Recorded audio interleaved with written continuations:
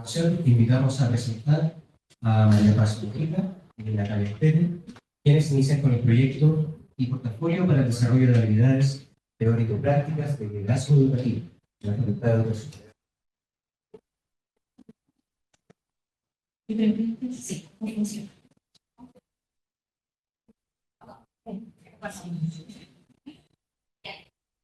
Hola, buenos días a todos y a todas. Mi nombre es María Paz Mujica.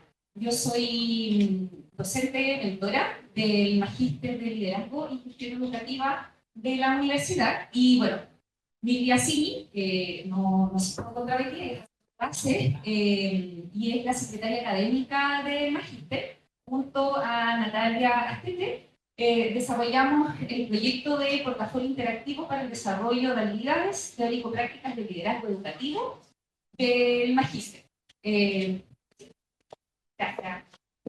Bueno, quisiera primero contextualizar un poquito el marco del programa, porque este es el Magíster que tiene algunas características que son más bien particulares, porque es un Magíster que no es academicista, es más bien profesionalizante. Entonces tiene los módulos teóricos que tiene cualquier programa de Magíster, pero además, y de manera transversal, durante casi todo el proceso de formación, está acompañado de una parte que es práctica, donde los y las estudiantes se reúnen en general en tríos, a veces pueden ser duplas, a veces son cuartetos, pero la idea es que siempre sean tríos, y realizan y van aplicando los contenidos de los módulos en un establecimiento educacional donde ellos pueden ir ejercitando a la vez que van aprendiendo los módulos las mismas habilidades y las competencias que se buscan desarrollar en el programa. Y eso es como un elemento bien particular. En general, no sé si hay otro magíster que tenga esas características.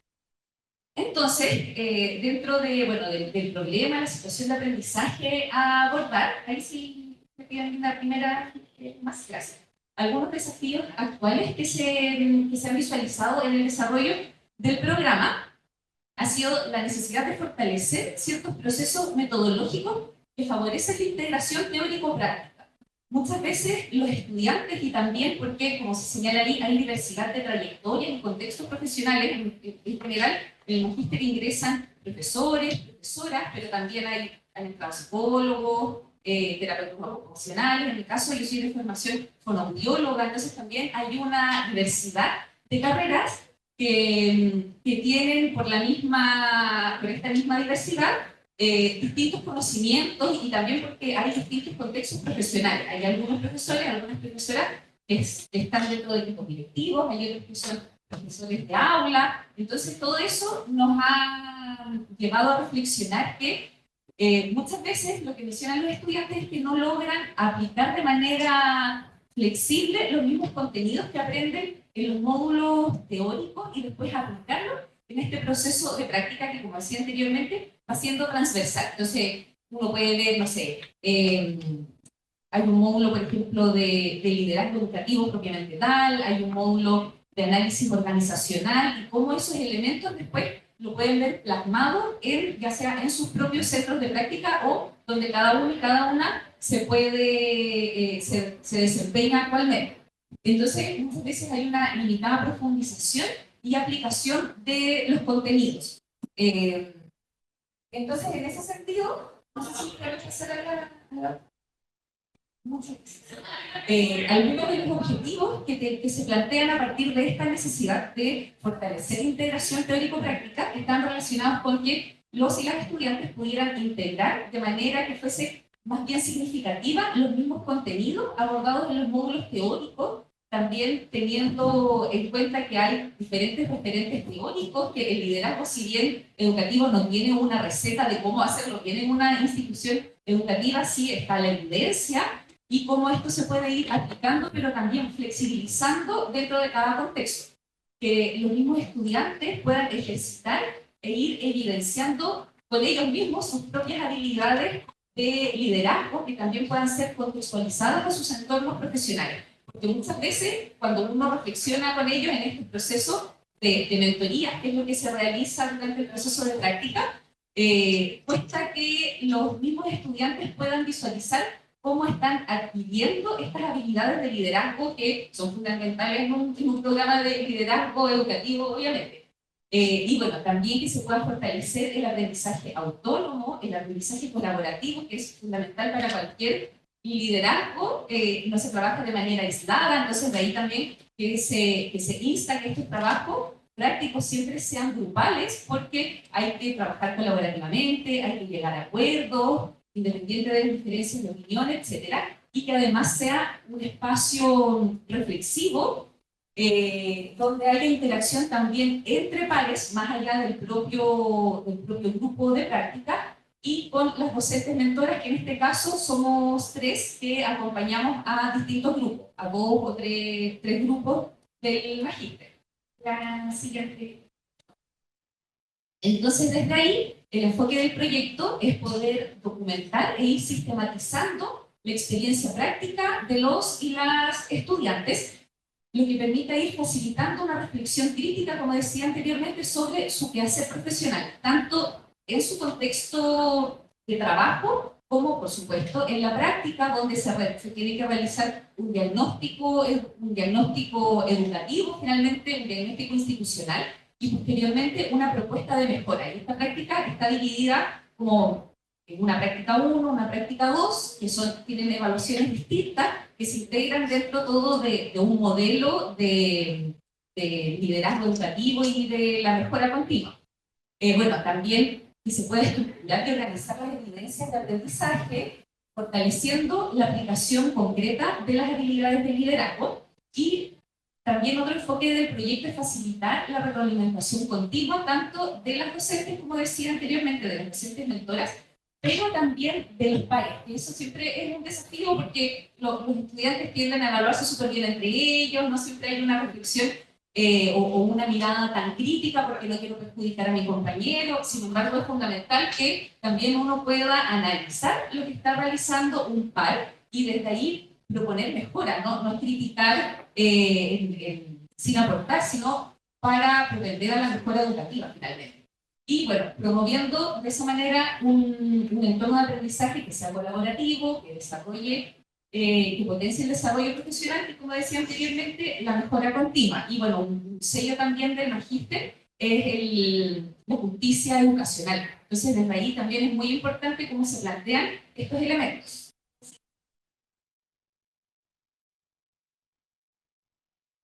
Entonces, desde ahí, bueno, pensando en la solución pedagógica y tecnológica, a partir de todo esto que relataba anteriormente, hay ciertos principios pedagógicos que se ponen en juego. Por una parte, el aprendizaje reflexivo, donde se espera el aprendizaje reflexivo, donde se espera una documentación continua de las experiencias prácticas y el análisis crítico.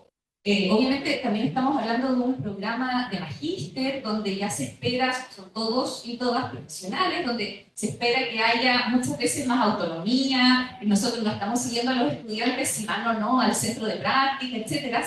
Siempre se declara en el programa que tienen que ir cierta cantidad de horas, hay ciertas visitas, pero también esto permite ir documentando las experiencias y también organizando el proceso de visitas incluso para ellos, y que todos también puedan distribuir la carga de manera más equitativa, porque si bien se insta que el centro de práctica sea un lugar donde uno o una de los estudiantes trabaje, y que es la persona como el informante clave que está constantemente en el centro educativo. Obviamente los otros participantes del grupo tienen que ir constantemente a realizar las entrevistas también y observar con un ojo mucho más externo la realidad educativa.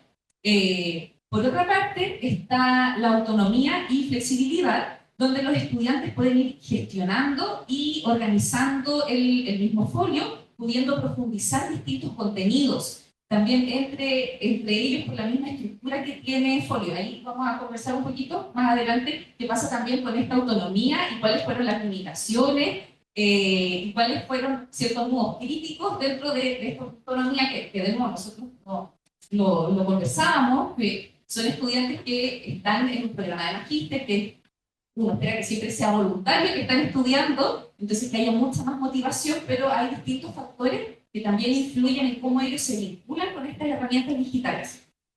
Bueno, la evaluación formativa, que igual lo había mencionado anteriormente, donde se incorpora una retroalimentación constante, porque si bien las mentoras en este caso nos juntamos con los grupos, hay ciertos horarios, hay ciertos tiempos, también todo hay que equilibrar mucho el trabajo, la familia, el estudio, más las reuniones con las mentoras, entonces también ver otras instancias que hayan de retroalimentación que les permitan a los y las estudiantes poder ir reflexionando de manera continua y que no implique necesariamente la reunión por Zoom en general, que dé un poquito más de libertad en cuanto a los tiempos, sin dejarlos de lado en su proceso formativo. Y bueno, el aprendizaje basado en evidencias, porque se promueve la recopilación y la sistematización de las evidencias que vayan reflejando el desarrollo de las habilidades de los y las estudiantes. Entonces, esos son como los 4 principios pedagógicos en los que nosotros fundamentamos el desarrollo. Y Natalia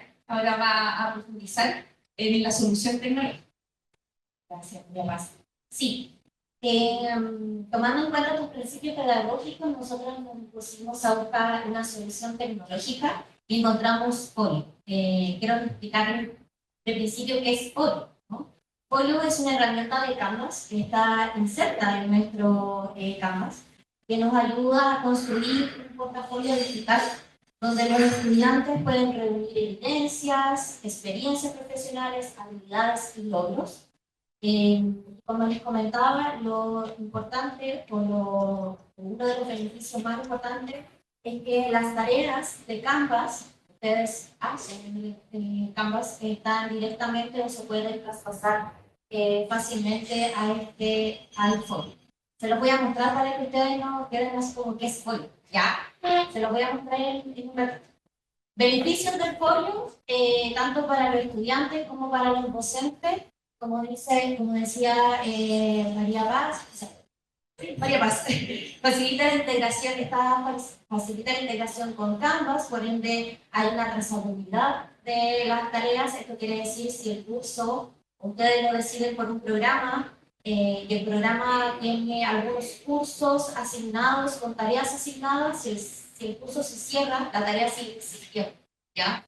Eso quiere decir que trasciende más allá de la asignatura y trasciende más allá incluso del mismo programa que están los estudiantes.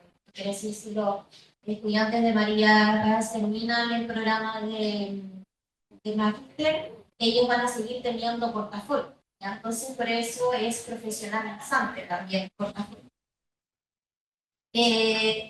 También tiene la potencia de visibilizar del aprendizaje, porque se puede reflexionar, se puede autoevaluar y también se pueden subir evidencias, diversas evidencias, como también lo proponen los principios pedagógicos María Paz. Fortalece la proyección profesional del estudiante, porque como les contaba, no tan solo trabajan por un proyecto, sino que este también se transforma en un currículum, ¿ya? Hay una parte donde los estudiantes suben su vida profesional, sus habilidades y sus logros, y entonces esto se va transformando en un currículum. Y finalmente, y aquí siguiente, le quiero mostrar, este es un ejemplo de Andrea, que es nuestra mujer inventada por inteligencia artificial. Tiene una interfaz muy, pero muy amigable e intuitiva, ¿ya? Es como una red social, como ustedes pueden ver, donde por una parte ellos se presentan, en el costado de acá van a ver las personas con las que están haciendo, le digo yo, pero son amigos del mismo folio, educación, más abajo terminan logros, etc. Y aparte de esta visualización donde está el perfil de Andrea, ustedes pueden ver al lado que están los portafolios, y estos portafolios o estos proyectos pueden ser subidos manualmente por los estudiantes, o como les comenté, tareas que se van desde Canvas a este portafolio.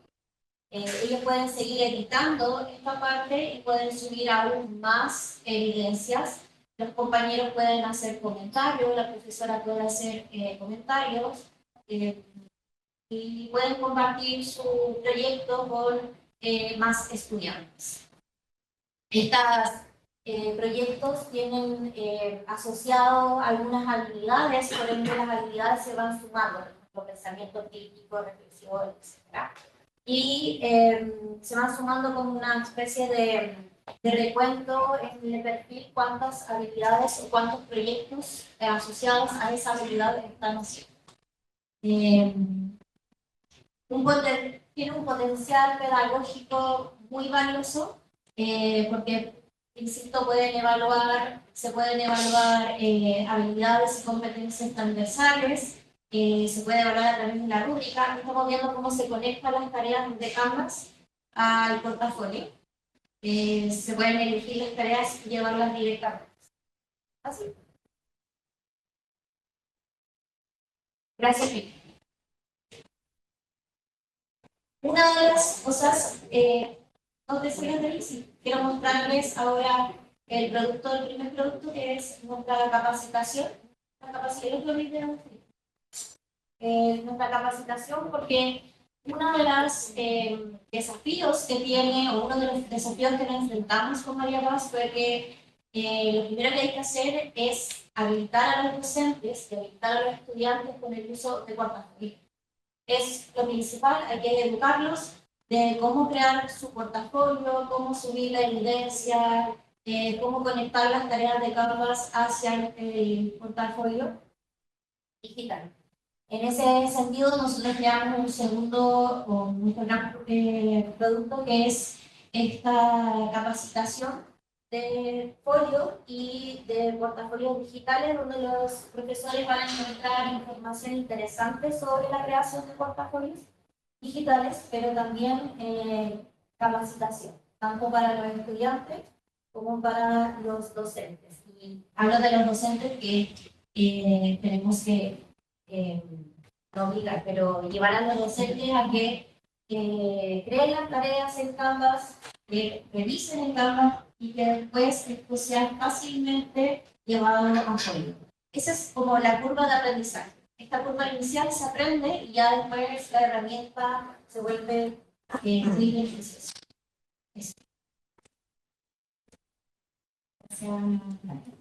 Ahí también había uno de los productos que desarrollamos, que en línea y después la infografía, que quedaran documentos en Word, no sé, que es mucho más atractivo. ¿Podemos pasar a la siguiente? Bueno, en cuanto al impacto esperado, nosotros visualizamos dos elementos. Uno, hacia los estudiantes y también al programa propiamente tal. A nivel de los y las estudiantes, que es lo que nosotros también fuimos intentando motivar al grupo, porque trabajamos con un piloto en primera instancia, es que podía mejorar la conexión entre la teoría y la práctica a través de una reflexión guiada, que era lo que yo comentaba anteriormente. Uno ve tanto en pregrado, en posgrado también, un montón de referentes teóricos, y después dice, ¿y esto cómo lo aplico yo en la realidad? ¿De qué me sirve esto cuando yo estoy de director, de directora, o no sé, soy coordinador de un ciclo, o estoy en nivel intermedio en educación, independiente de donde esté, como, no sé, reflexionar sobre un autor en particular, o sobre una teoría del liderazgo, yo lo puedo aplicar en la práctica cotidiana? Porque me refiero a la educación principalmente, siempre hay muchas emergencias, siempre uno está desafiado como a que ocurrió algo en el establecimiento, y estas herramientas que uno aprende de manera teórica es difícil a veces poder implementarlo. Entonces eso es un poco lo que nosotros visualizábamos, que no se les pasan autores porque queremos que tengan un repositorio en la cabeza y que no lo utilicen, sino que son aprendizajes importantes para conducir la mejora educativa desde el nivel en que se encuentra. Y además esto también permite esta herramienta mayor adaptación a las necesidades y trayectorias diversas de los y las estudiantes. Como decía anteriormente, uno habla de muchos términos, no se habla del PNE, habla del PI, habla de la nueva educación pública, habla con un montón de términos, no sé, la subvención C, un montón de cosas, y la verdad es que no todos los estudiantes necesariamente tienen por qué entenderlo, porque tienen distintas trayectorias educativas. Entonces, a través de esta herramienta también se puede profundizar en ciertos elementos que ellos de manera autónoma consideran que necesitan profundizar. Y ahí volvemos de nuevo a un elemento fundamental, que es la autonomía. Bueno, aumento de la autonomía en cuanto a la gestión del aprendizaje, un poco lo que comentaba anteriormente. También el fortalecimiento de la evaluación formativa y la retroalimentación continua. También nosotros durante el programa tenemos instancias donde les pedimos que se vayan autoevaluando, que se coevalúen, y donde está también esta evaluación de los y las docentes en los módulos, pero también desde las mentorías, con informes, etcétera, y siempre la autoevaluación y la evaluación entre pares tiene lo que decía anteriormente, tiene un aspecto distinto, porque escucha cómo yo me voy a evaluar a mí, eso me va a perjudicar, y eso también está asociado como con un sistema, finalmente, de la importancia de la nota, la calificación, etcétera, y cómo yo voy a evaluar mal, entre comillas, a mi compañero, a mi compañera, porque me quiero perjudicar. Entonces, darle como una vuelta a ese proceso de evaluación, que la evaluación es parte del aprendizaje, y la importancia de que la evaluación sea formativa, finalmente, que permita un desarrollo de las habilidades. Bueno, y a nivel del programa, que es un punto también muy relevante, la optimización de ciertos procesos de evaluación y seguimiento de la práctica. Un poco lo que decía anteriormente, si bien este proceso de la práctica los y las estudiantes van de manera autónoma al centro educativo, nosotros no les pedimos que nos reporten cada vez que van, entendiendo que mientras ellos más estén en el centro educativo van a poder recopilar mayor información, van a tener un diagnóstico, por lo tanto van a poder hacer una mejor propuesta de mejora y van a desarrollar mayores habilidades. Pero esto también permite que ellos mismos vayan haciendo un seguimiento. ¿Cuándo fue que fui al centro de práctica? ¿Qué información recopilé la primera vez que fui? ¿Con qué impresión me quedé yo cuando estuve en un recreo en el establecimiento? No solamente cuando hice una entrevista, sino el ambiente que hay en el establecimiento, la convivencia escolar, cómo se visualiza, etc. Y eso también, en la medida que se van subiendo evidencias y que se van reflexionando en torno a ella, permite optimizar esos procesos también de seguimiento para ellos mismos de la práctica y para nosotros como docentes, y poder orientar posteriormente en el proceso de acompañamiento, de mentoría.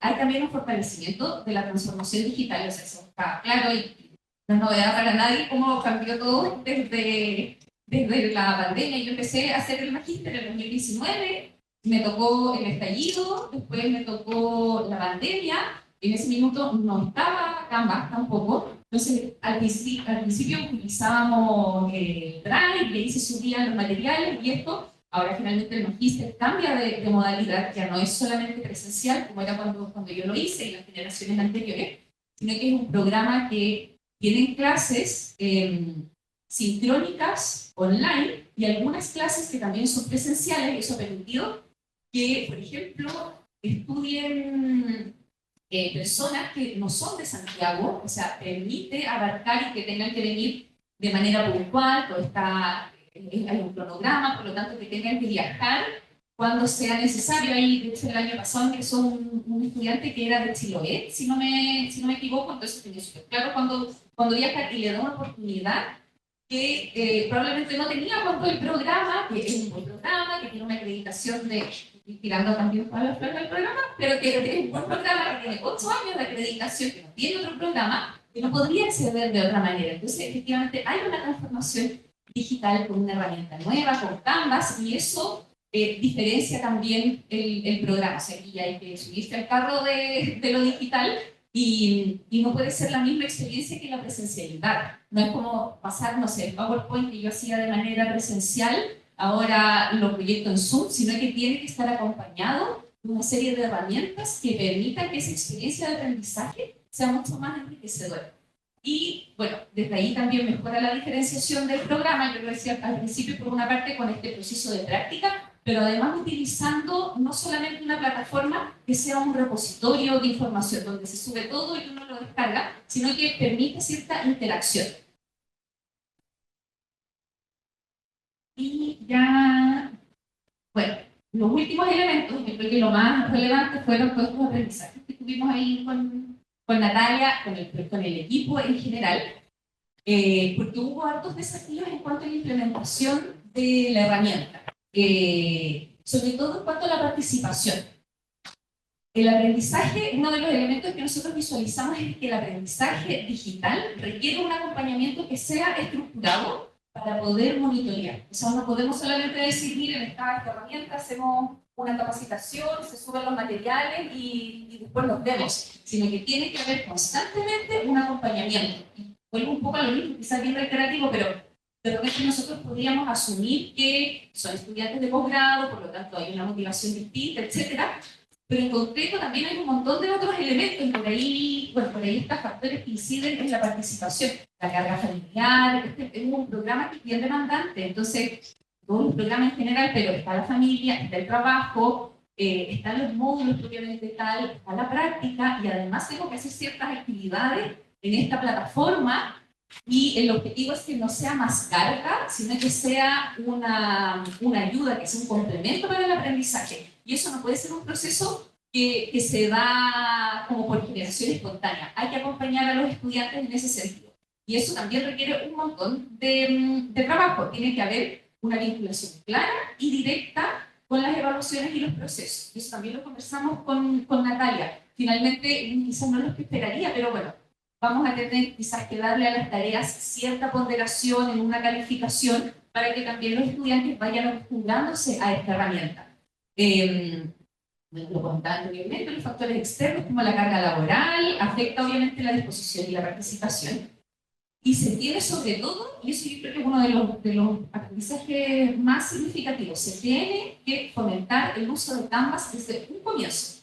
No solamente por parte de los estudiantes, sino que también de nosotros. Yo aprendí un montón a utilizarlo, no tenía idea que se podían hacer tantas cosas. Bueno, había hecho un diplomado el año pasado y de docencia superior, pero todo se utilizaba mucho Canva. Entonces también yo pude visualizar como estudiante que es una herramienta que tiene mucho potencial, como decía Natalia, pero hay que saber utilizarlo. Entonces, cuando hicimos la primera reunión donde hicimos el piloto con los estudiantes, que ahí, bueno, Natalia, que es la experta, enseñó cómo ocupar todo el proceso.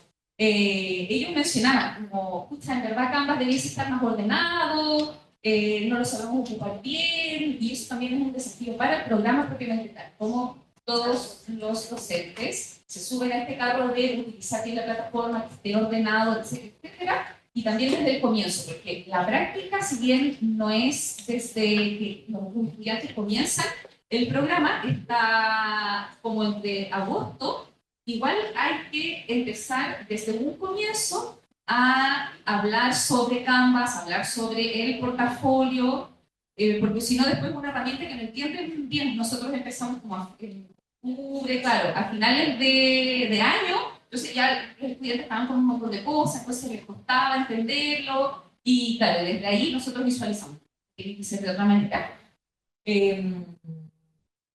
Sí. Y bueno, integrar folio, como lo decía anteriormente, dentro de procesos evaluativos, y como también un desafío se evalúa constantemente esta herramienta a través de encuestas de satisfacción, por decirlo de alguna manera, con los estudiantes. O sea, es algo que hay que estar evaluando, monitoreando de manera constante para saber cómo lo van percibiendo los estudiantes y cuáles son los ajustes que hay que hacer, porque además cada generación es distinta. Los módulos, si bien son los mismos, cada profesor, cada profesora después va haciendo ciertas actualizaciones, hay contextos que van cambiando, por lo tanto hay que siempre estar monitoreando cómo se desarrolla la herramienta. Entonces, ya lo que visualizamos es que ahora que entraron los estudiantes, ya se está trabajando con Canvas de una manera distinta, que se ordene de una manera, donde están siempre las tareas, donde están siempre, no sé, el material bibliográfico, donde está la presentación, donde está el buzón, para que suman las tareas, que se corrijan las tareas a través de Canvas, para que ellos se vayan familiarizando, que no puede ser algo separado finalmente el uso de folio con el uso de Canvas, sino que tienen que estar constantemente ligados. ¿Sí? Y ahí creo que estamos. Muchas gracias.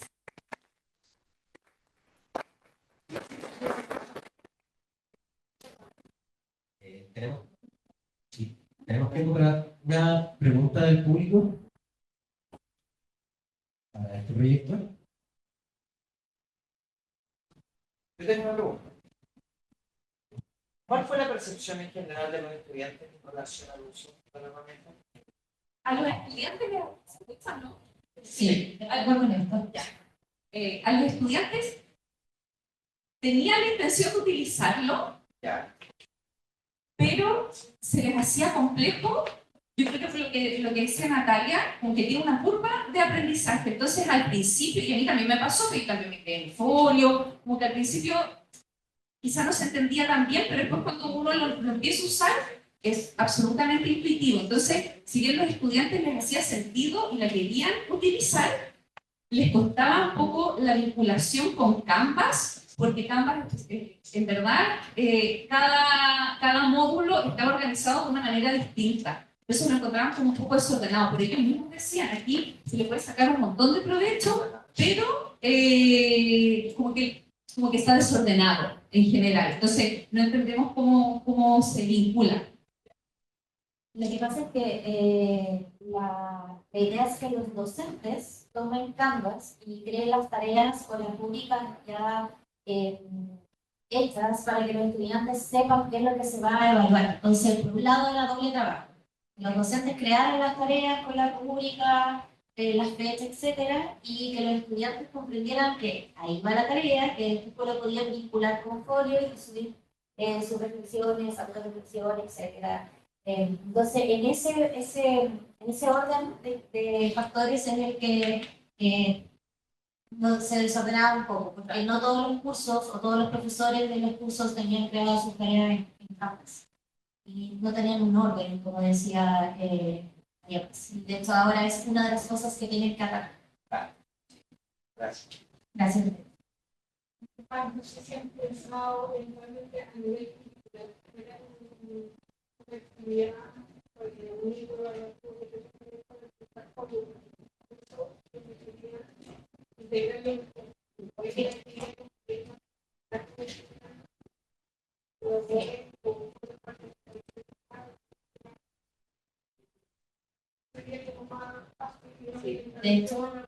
De hecho, Ana fue una de las consejos que le dije, que no pueden tener una evaluación al final que se vaya a folio. Entonces, eso es lo que le explicaba a Diabas, que debería ser una evaluación constante a lo largo y transversal del programa, o evaluaciones claves, pero desde el inicio, quizás que se vayan complejizando a medida que va avanzando el programa. O que tenga habilidades y competencias ya definidas que se vayan desarrollando a lo largo del programa. Sí, absolutamente. Sí. Y claro, ahí un poco también el trabajo era visualizar cuáles son los módulos que tenían mayor relación con la práctica, porque el folio comienza a partir de los procesos de práctica de los y las estudiantes. Y si bien todos están articulados a través de las competencias, hay algunos que tienen una vinculación mucho más directa. Entonces, cómo esos mismos productos pueden ir tributando al desarrollo de folio y que folio efectivamente tenga una evaluación, que es un módulo finalmente folio, pero sí asociado a la práctica. Pero sí, tiene todo el sentido lo que menciona. De hecho, una de las beneficios de folio es contabilizar las competencias. Entonces, se va reflejando las competencias que uno va adquiriendo. Entonces, igual es como si estuviera bien definido, como decía, esto iría como automáticamente creciendo mi curva de aprendizaje. Eso. Gracias. Muchas gracias. Muchas gracias.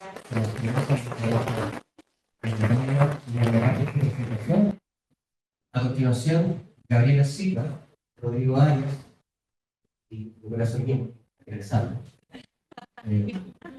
Presentan el proyecto del Writing Superhero, IA, inteligencia artificial, para la mejora de la retroalimentación implementación de escritura en los cursos de lengua inglesa.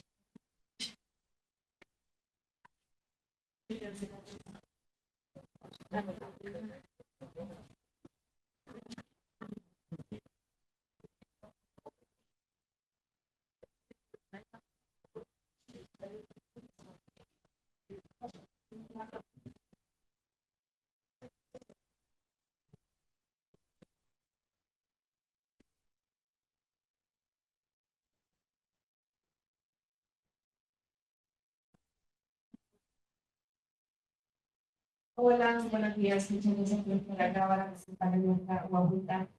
Writing Superhero, que es una herramienta de inteligencia artificial generativa, un chatbot que está diseñado para mejorar la retroalimentación de escritura en los cursos de lengua inglesa en la carrera de pedagogía en inglés.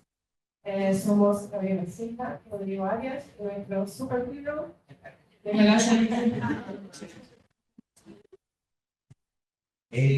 Bien, vamos a partir primero entregando un poco de contexto desde dónde nace esta inquietud, desde dónde, cuáles son los orígenes de este superhero. Y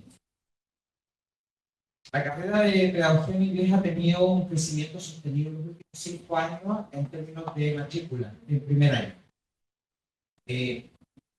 Pasamos de tener promedio 2 secciones de 20 estudiantes a tener 4 secciones de 30 estudiantes. Y hoy por hoy somos la carrera de pedagogía más grande de la Facultad de Educación. Esto entendido además o sumado a la característica de que estamos convencidos de que el inglés, la mejor manera de entregar el inglés, de aprenderlo y desarrollarlo, es a través del desarrollo simultáneo de las 4 habilidades lingüísticas que todo el mundo, que el mundo más o menos conoce, que tienen que ver con expresión oral y escrita y comprensión lectora y auditiva. En ese entendido, de estas 4 habilidades, la más cara, por así decirlo, entre comillas, es la de escritura. Y esto es porque es muy consumidora de tiempo. Es consumidora de tiempo en tanto producción y es consumidora de tiempo en tanto la preparación y la revisión y la entrega de un feedback o una retroalimentación que sea eficiente y eficaz y que detecte errores en tiempo real para que las correcciones sean incorporadas y, bueno, ya en jerga más pedagógica, evitemos la fosilización de ciertas conductas en el término de escritura que pudieran poner en peligro el desarrollo de buenos textos. ¿Ya?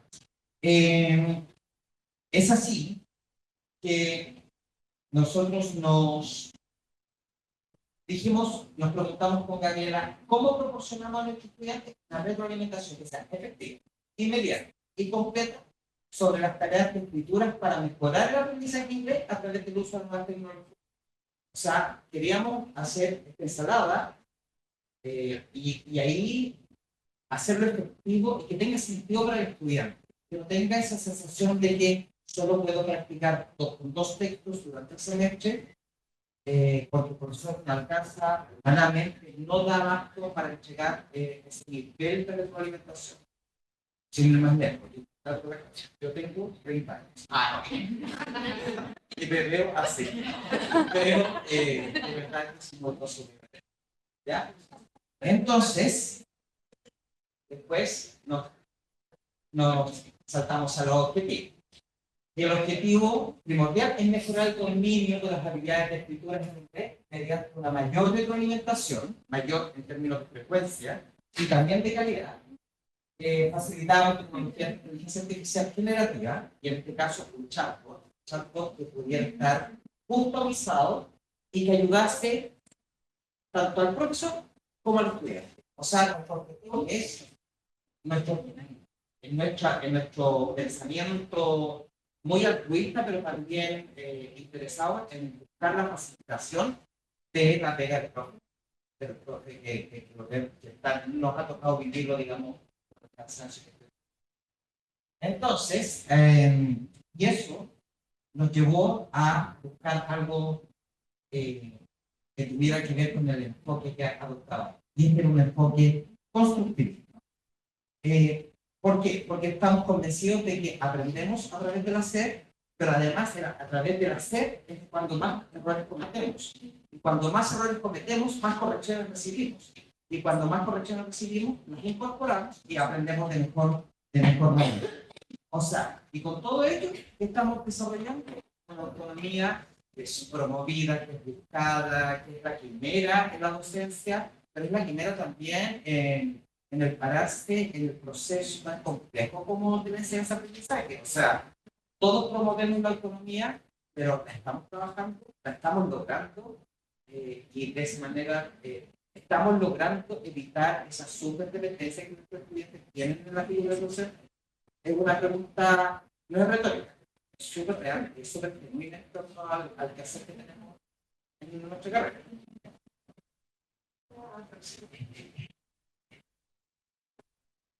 Bueno, entonces, siguiendo con lo que dice Rodrigo, nosotros nos tenemos que hacer una pregunta respecto a la retroalimentación, que es para poder buscar soluciones. ¿Qué es la retroalimentación? ¿Qué es una retroalimentación efectiva y qué no es? Entonces, por ejemplo, ¿qué es lo que sabemos? ¿Cuál es la evidencia? ¿Cuál es la experiencia? Lo que sabemos es que mientras hay mayor práctica, mejor es la actitud. Pero el tiempo destinado en clase, las oportunidades que hay para corrección son limitadas. También sabemos que identificar errores en el tiempo real mejora la precisión y la comprensión. Eso quiere decir que mientras más inmediato el feedback o la retroalimentación, mayor es el uptake, que en el fondo es como la adquisición o la absorción del aprendizaje. En tercer lugar, mientras más personalizado el feedback, mejor, porque atiende las individualidades de los estudiantes, porque no todos aprendemos de la misma forma, no todos tomamos los aprendizajes de la misma forma. Entonces, tenemos la oportunidad de personalizar el aprendizaje.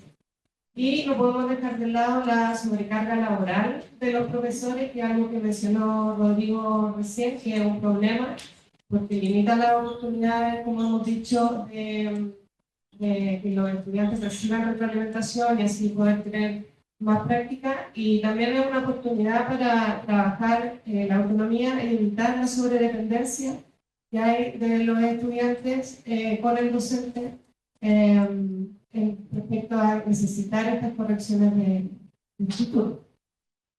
Y seguimos. Bueno, dadas esas circunstancias, es que nace The Writing Superhero. ¿Y qué es lo que buscamos? Bueno, dar solución a cada uno de los aspectos que Gabriela acaba de mencionar y que tienen que ver con, primero, ofrecer la posibilidad de una mayor frecuencia de práctica, que además te permita acceder a un feedback que es inmediato, pero además el tipo de feedback genere una suerte de personalización. Entonces ofrecía tres tipos de feedback. Un feedback holístico que se focaliza básicamente en fortalezas y debilidades del texto, y además con tips o sugerencias que te permitan mejorar aquellos pasos de debilidad que el texto presenta. Y además, a esto fue a pedido el público, porque también hubo una etapa de pilotaje, es que se señalase el tipo de error, los errores más frecuentes que los textos presentaban. Generalmente, esto tiene que ver con gramática o con asuntos ya más mecánicos, puntuación, spelling, ortografía, etc. En ese sentido, dada la personalización del tipo de feedback que el estudiante podía requerir, porque podía ser uno, dos o todos, además le pedimos a este chatbot que pudiera, a Superhero, que fuera capaz de entregar o proporcionar la posibilidad de bajar un documento que contuviese un resumen de este feedback, de cada uno de estos feedback. Y por último, por fin estábamos logrando a través de esto la autonomía que tanto buscábamos, especialmente en un ejercicio que es tan individual y personal y subjetivo como es el escribir un texto. Al final, el escribir implica desarrollar una voz, un estilo, y que no tiene que ver con el género del texto que está siendo estudiado, tiene que ver cómo yo me comunico con el texto, porque el primer lector de cualquier texto escrito soy yo, el autor. Yo tengo que generar un espacio, una relación dialógica con los textos que estoy produciendo. Y eso me permitía a mí entender de cómo puedo ir mejorando, etc. veamos cómo funciona The Baby. Nuestro producto es un chatbot GPT que actúa como un docente. Bueno, todos conocemos ChatGPT y cómo es más o menos la interacción. Y funciona como un docente especializado que ofrece diversas opciones de retroalimentación, como decíamos, basado en rúbricas del CFR, que son los estándares internacionales de inglés a los que la carrera aspira a llegar, y bueno, deben llegar los estudiantes al final de los cursos, y rúbricas específicas para los distintos tipos de textos que son evaluados en el curso. Es importante mencionar que hubo un pilotaje una vez que se diseñó un prototipo y se hicieron focus group para validar las rúbricas. Algo que fue muy importante también es comparar la evaluación que hacían los docentes versus la evaluación que hacía la máquina para ver si estaban alineados. Y ahí hubo varias sorpresas. Y eso lo tuvimos que trabajar después para que esto se alineara. Y también evaluamos la percepción de los estudiantes. Ya sabemos más o menos qué es lo que piensan los estudiantes y ha sido bien positivo el feedback. Primero de que el feedback es claro, también de que es útil. Para nosotros es muy importante. Bueno, ahí, como se ven en las fotos de más abajo, hay 4 superheroes, uno por cada año. Cada año tiene 2 cursos de inglés y cada año tiene un objetivo final que es llegar a un estándar de nivel de proficiencia. Al final del primer año se llega al nivel A2 del marco común europeo de referencia y así sucesivamente. Entonces se diseñaron 4. Y para hacerlo funcionar se necesita crear un prompt, que es un guión para dar las instrucciones al sistema. Y este es el prompt. Estas son todas las instrucciones que se le ingresa a la programación del chatbot. Entonces, al principio, esa es la primera, sí. Se dice cuál es el rol de la máquina, bueno, yo les digo máquina. Que en este caso, para este año, decidimos que era una mujer especialista en inglés como lengua extranjera. Se indica cuáles son las características de los usuarios, que corresponde a que son estudiantes de pedagogía y que además de qué año, qué nivel de proficiencia tienen. Y después se pasa al funcionamiento. Entonces se para en cómo se inicia la interacción, cuál es el input que se le da a la máquina para que pueda dar la retroalimentación y el output, que es lo que genera la máquina. En el inicio, bueno, se le da la bienvenida a los estudiantes y agregamos un disclaimer que era muy importante, que es muy importante para nosotros, que es aclarar que esto está elaborado o desarrollado por una inteligencia artificial, porque lo reemplaza, bajo ningún punto de vista, la labor docente. En el inicio, cuando dice la interacción, en el input del usuario, que es lo que se le pide a los estudiantes, se le pide que ingresen. El tipo de texto que se va a evaluar, el tipo de texto, perdón, y los tipos de feedback. Puede ser 1, 2, 3 o no 3. Y también las instrucciones de la tarea en caso de que las haya. Y con esto se le pide al usuario que ingrese esa información y después la máquina le avisa, le dice, bueno, entonces genera el feedback. Y para esto también se carga información en la programación en que se le indica, por ejemplo, qué rúbricas tiene que usar y esas se cargan a la plataforma. Eso, perfecto. Cómo tiene que dar el feedback en columnas, por ejemplo. Se tiene que identificar, por ejemplo, áreas de mejora y después tips para mejorar eso. Y ahí son varias instrucciones dependiendo de la cantidad de texto y la cantidad de rúbricas. Y finalmente se le tiene que agregar normas de interacción, normas generales, por ejemplo, para humanizar esto y para que sea un docente apropiado, se le pide que sea respetuoso, que sea asertivo, que sea paciente, que interactúe solo en inglés, incluso si le hablan en español, y que nunca reescriba párrafos completos en las correcciones, porque no debería ser correcciones, sino más bien sugerencias. Esto también para facilitar como el análisis del estudiante del error y no simplemente fijarse en el error. Cuando lo que se busca es generar esta tan buscada, tan quimérica metacognición del estudiante.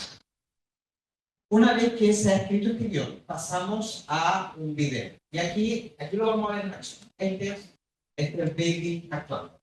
Entonces, te dan una bienvenida. Una vez que tú le dices, sí, sabes que necesito ayuda, lo que te va a ofrecer, te va a preguntar de inmediato, aparte de mostrarte el disclaimer, es decirte, bueno, cuál es el tipo de texto que tú vas a presentar y qué tipo de feedback es el que solicitas. Una vez que tú has señalado el tipo de texto que quieres revisión y cuáles son los tipos de feedback que quieres, en este caso quiero 3, lo que tú haces es pegar o subir el texto. ¿Ya? Entonces, entregó las instrucciones de la tarea, entregó el texto y empieza a desarrollar el tipo de feedback. El feedback holístico, como dije anteriormente, se focaliza en fortalezas y debilidades y además fragmenta el texto dependiendo de los párrafos que tenga. Y además agrega comentarios generales que te pueden ayudar a mejorar el tema de feedback. En cambio, el analítico ya se focaliza más en los tipos de elementos que considera incluso la política que nosotros estamos utilizando a nivel de escuela. Y también ofrece distintos tipos de sugerencias para mejorar el tipo de texto. ¿Ya? Y esto siempre lo tengan presente, es decir, esto no reemplaza al profe y si tienes preguntas mayores, acércate a él y conversa con él. Eso es, para que los estudiantes se familiaricen con ello, también nosotros generamos un handbook o un manual que te permite ayudar y que, bueno, tiene un gloso, tiene una gráfica bien atractiva, que le va a resultar. Tratamos, además de trabajar con distintos géneros de este superhero, por lo tanto también puede ser superhero, ¿ok? Y cada uno de estos espacios, además, está ofreciendo la posibilidad de soltar este Shakespeare que puedes llevar dentro y que quizás no te has dado cuenta. Entonces, tenemos que una tremenda posibilidad gráfica de entender la inteligencia artificial como un amigo, como un aliado del proceso de aprendizaje. Bueno, ¿qué es lo que aprendí? ¿Qué es lo que aprendimos de todo eso? Bueno, primero que nada, lo que María Paz también mencionó, esto significa naturalmente una transformación profesional. Para nosotros ha sido una capacitación, tenemos una mejor comprensión de las herramientas tecnológicas y hay un alto nivel. Definitivamente. Ahora tenemos más desafíos que antes, porque por lo que ahora sabemos. Segundo, o sea, nosotros sentimos que el Writing Superhero, a mí no me gusta decir la yo le daño a mi hijo, entonces, pero no para mi vida, el Writing Superhero ayuda de forma concreta a mis colegas y a mis estudiantes, y a, que son mis futuros colegas, que eso yo creo que no podemos sacarlo de perspectiva, son nuestros futuros colegas, y tienen que tener un sello y un sello de excelencia que esté también marcado por este desarrollo de una habilidad que además procura el autocuidado. Sobrecarga laboral que a veces los docentes tenemos, esto tiene que ver con una profesión de un autocuidado genuino, real y empático con el otro. Sí, en términos de retroalimentación, bueno, nosotros piloteamos esto y usábamos originalmente dos rúbricas, la holística y la analítica, y fueron los estudiantes los que pidieron el listado de errores. Hay un mismatch o hay una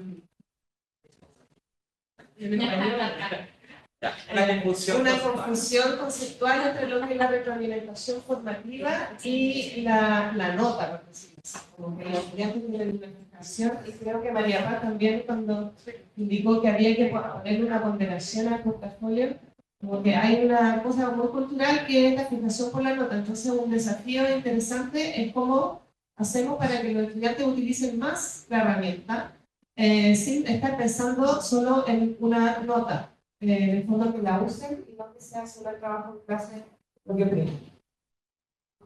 En cuanto a las limitaciones, hay dos limitaciones que vienen que son súper concretas. Una tiene que ver con la cantidad de interacciones que tú puedes hacer con el formato gratuito ChatGPT. Para el estudiante no es tan costoso porque el estudiante puede tener hasta 4 interacciones diarias.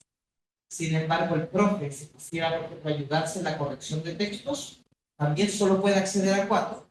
Por lo tanto, al profe es mucho más complejo, es mucho más limitado. Y al estudiante no, yo creo que es más es casi otra quimera en el mundo pedagógico. Pero esa es su limitación que tiene. Y para concluir sobre el futuro, bueno, relacionado con el primer tema de la transformación profesional, para que Writing Superheroes sea una herramienta efectiva necesita una permanente actualización, así como nosotros los docentes. Una vez que ya tomamos este camino de inteligencia artificial, y ustedes también seguramente ya lo están reflexionando, es que no hay vuelta atrás. Esto está avanzando muy rápido y es una oportunidad, pero también muchos docentes lo vemos como una amenaza. Estar actualizado es una necesidad para que sea más bien una oportunidad que una amenaza.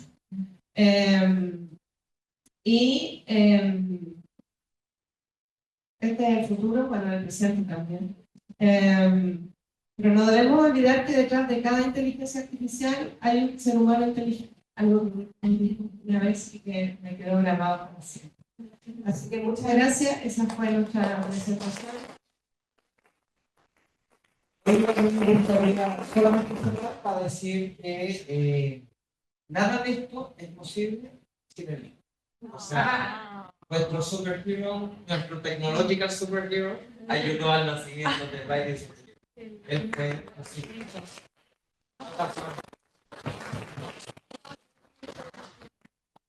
Muchas gracias. Gracias, Gabriela, y gracias, Rodrigo, por la excelente presentación. A continuación, café. Pero antes del café, consultas. Consultas, preguntas, consultas y luego, perdón.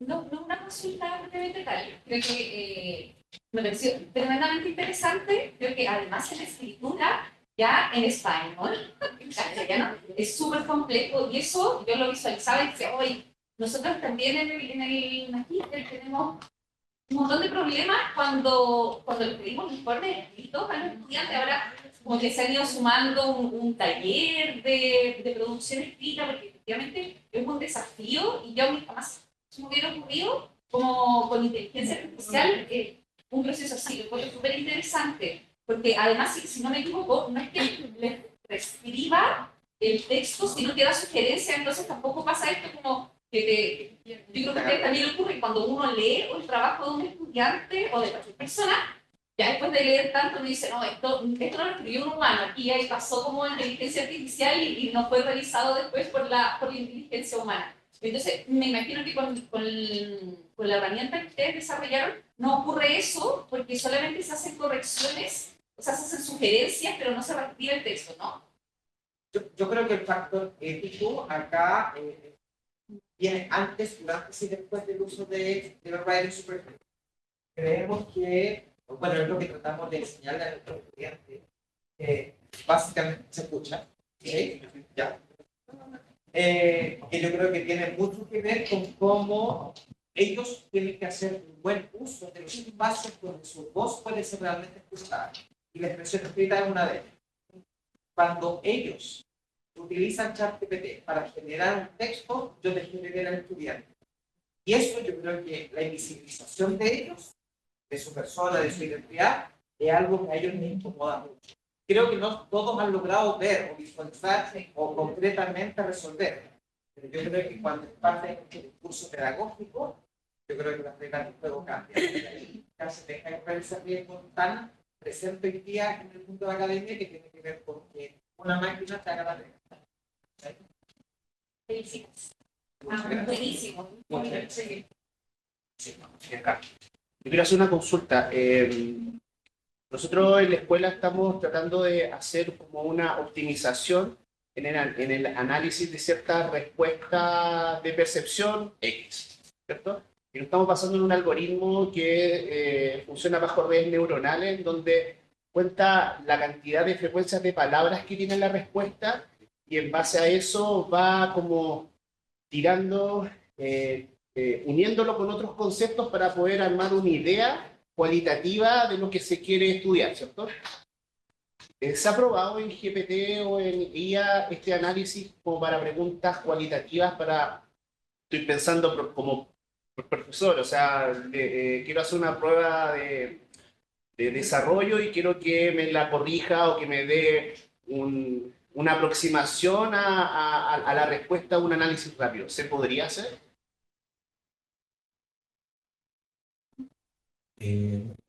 Yo creo que hay que probarlo. El GPT hace este tipo de cosas, tiene un módulo de Python, donde suele, cuando uno le pide algo, basado en datos, va a convocar al módulo de Python correspondiente para hacer el análisis. Entonces, al menos en mi experiencia, bueno, análisis de sentimiento basado en texto, análisis de, puede hacer ese vínculo y apoyo, ¿no? Entre un concepto y con cuál se vincula con mayor o menor frecuencia, para poder entender cuáles son los binomios a lo mejor más frecuentes y poder hacer ahí un análisis. Es posible hacerlo y hacer otras cosas como frecuencia, ruta de palabras, un largo, etc. Entonces, va a depender del análisis, va a hacer el test en la herramienta. Ahora, mi sensación es que a mayor frecuencia de uso, hay una mejora sensible también del producto que te entrega la máquina. Y eso lo comprobamos también nosotros, porque los primeros prototipos, el feedback no era tan acabado ni tan precioso como a medida que lo fuimos usando. Entonces, a mejor uso, mejor es el producto. Hola, buenos días. Mi nombre es Sebastián, soy profesor de la clínica jurídica de la universidad. Los felicito. Coincidentemente, hace un par de días yo pensaba en algo parecido para corregir escritos judiciales.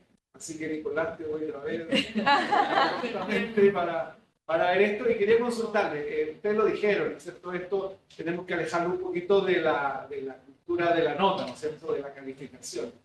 Pero huyendo un poquito en contra de esa visión, ¿ustedes creen que esto podría generar alguna aplicación también para que los alumnos hicieran autoevaluaciones, ¿no es cierto? O algún contenido. ¿Por qué se lo planteo? Porque nosotros en la clínica, un objetivo es que tenemos alumnos que llegan casi al final de su formación con conocimiento, pero con cero conocimiento práctico de realizar escritos que además, no sé si han tenido interacciones judiciales, utilizan un lenguaje y unos formalismos del siglo XVII. Entonces, es ajeno para todos los que estamos en esa matriz. Entonces, mi pregunta es, ¿ustedes creen que esto podría generar alguna aplicación para que una tarea tan cotidiana que resultaría tediosa para los alumnos y para los profesores de la clínica, revisar o evaluar esto pudiera tener una aplicación en ese sentido? Yo creo que es súper viable. Ahora, ojo, no hay buen escrito si no hay una buena comprensión lectora. Ni tampoco va a haber un buen nivel del desarrollo autonómico en la incorporación conceptual, incluso de redacción de buenos textos escritos, si no se está expuesto y se está modelando todo el tiempo el tipo de texto que tú quieres trabajar. En este caso, si es con el tema jurídico, sin lugar a duda, el estudiante, para desarrollar ese nivel autonómico y también generar el nivel de autocrítica, porque yo me puedo encontrar muy bonito lo que escribo, pero si el otro no me lo entiende, es complejo. Entonces ahí lo que te sirve es tener una herramienta que puedes trabajar, por ejemplo, en pares y no dejarle de tener miedo a la crítica que tus estudiantes le podían trabajar. Insisto, yo creo que hoy día ChatGPT está repitiendo hacerlo todo. ¿Cuán fino, cuán logrado sea el objetivo de esto? Depende mucho también del tipo de instrucciones. Este guión que Gabriela presentó, que tiene que ver con cuánto das y cuánto, hasta dónde recibes. O sea, tienes que ponerle un límite y tienes que además definir muy claramente cuáles son los patrones, el tipo de interacción que va a tener con el usuario. Tiene que ver todo con el prompt.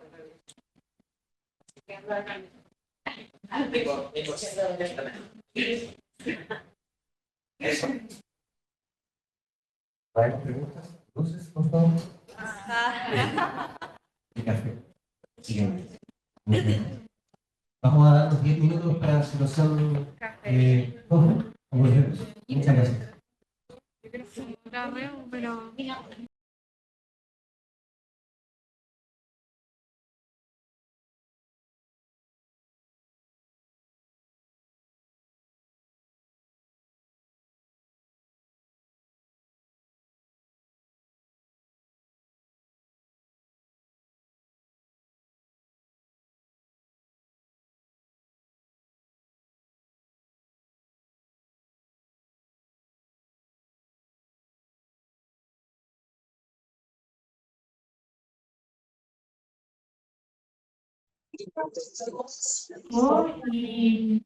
Y la forma de introducir distintos marcos conceptuales y unir eso a la práctica clínica.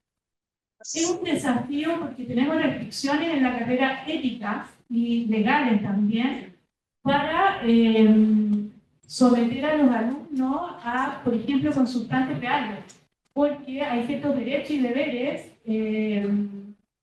en salud que impiden que alumnos, por ejemplo, estudiantes de cursos más iniciales de la carrera tengan acceso a consultantes porque ellos tienen el derecho de recibir una atención. Entonces, en la línea clínica, nosotros accedemos a consultantes reales recién en quinto año, en un curso que se llama taller y donde es estrictamente supervisado por profesionales calificados para ese certificado.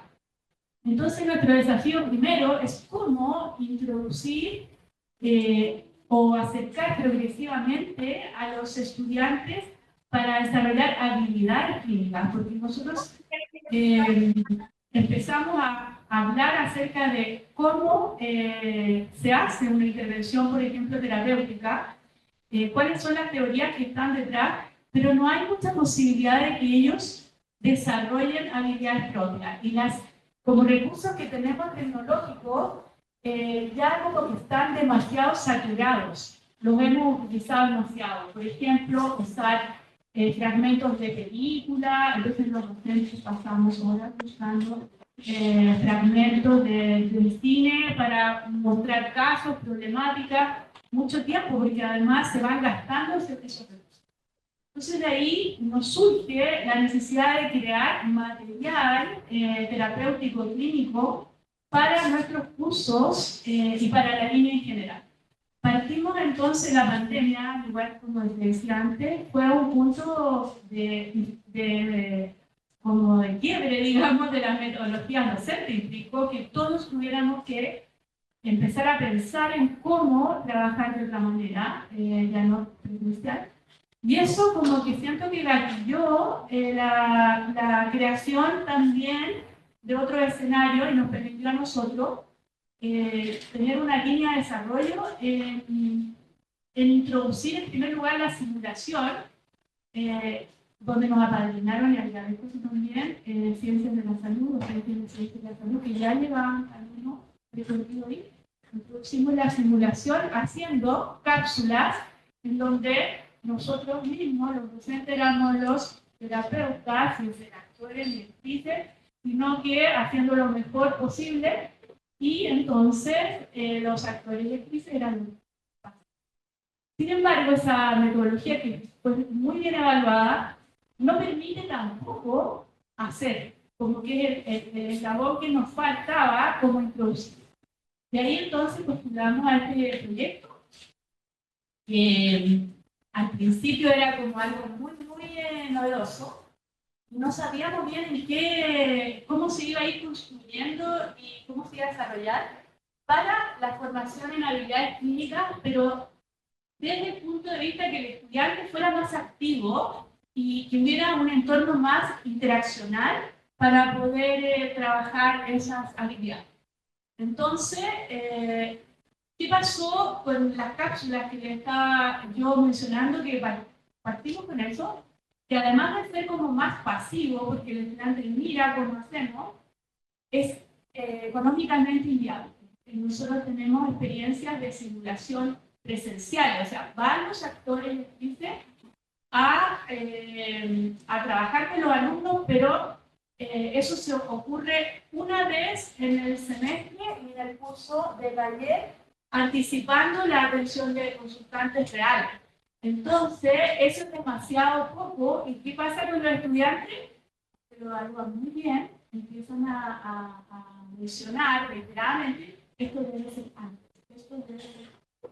De hecho, ¿cómo hacer algo que sea similar, pero más económico? Y entonces surge esto de poder crear, construir, no sé si viene ahí como...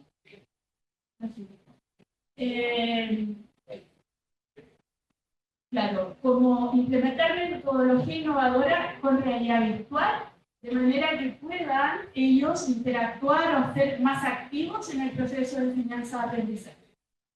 Y entonces lo que hicimos fue crear 2 prototipos, uno dirigido a los estudiantes iniciales de la línea clínica, en donde se enseña o se trabajan las habilidades para conducir una primera entrevista psicológica.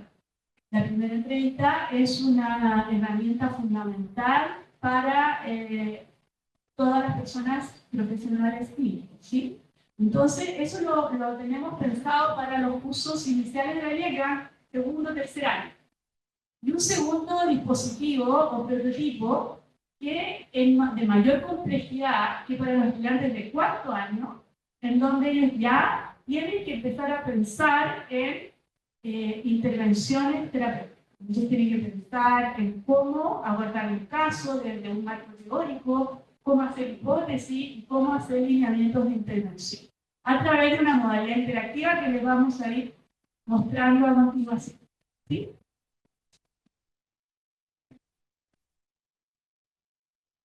Ok, bueno, antes que todo decir que es un honor participar de un proyecto como este, se aprende bastante, con las profesoras hemos trabajado con algo.